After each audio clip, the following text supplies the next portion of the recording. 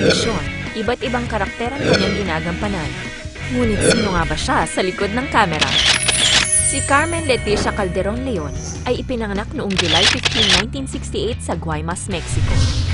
Bata pa lang, malaki na ang kanyang interes sa pag-arte. Kaya naman, hindi na isang sorpresa nang mag-aral siya sa Centro de Capacitación de Televisa.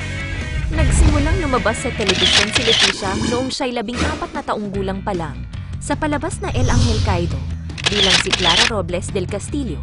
At mula rito, nagsimula ng mamayagpag ang kanyang karera.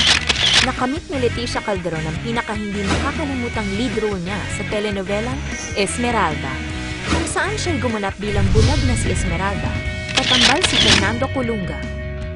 Matapos ang Esmeralda, nasunod-sunod na rin ang paglabas niya sa iba't ibang telenovelas.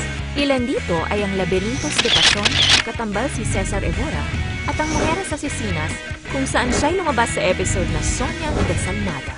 Noong 2008, nagsimulang mamayagpag sa ere ang En Nombre del Amor, kung saan kumanap si Leticia Calderon bilang ang walang pusong si Carlota Espinosa de los Monteros, na orihinal na gagampanan dapat ni Victoria Rufo. Swerte rin kung maituturing ang kanilang pagpapalit ng karakter, dahil nanalo siya bilang Best Female Villain of the Year sa Premios TV Novelas. Bukod sa pagiging isang magaling na aktres, bida siya sa puso ng kanyang dalawang anak, lalo na sa kanyang bunsong si Luciano na may Down syndrome. Dito niya hinugot ang kanyang inspirasyon para maisulat ang kanyang unang dulang pang-teatrong pinamagatang Luciano, An Angel in My Life.